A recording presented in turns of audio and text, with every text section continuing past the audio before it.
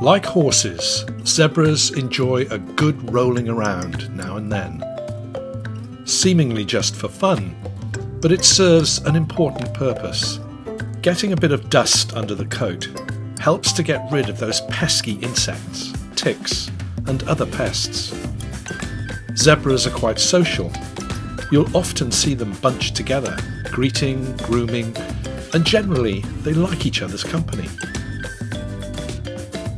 But you need to know your place in zebra society, or you'll be put in your place very quickly. Let's be honest, who can resist a good patch of dust and African sunlight?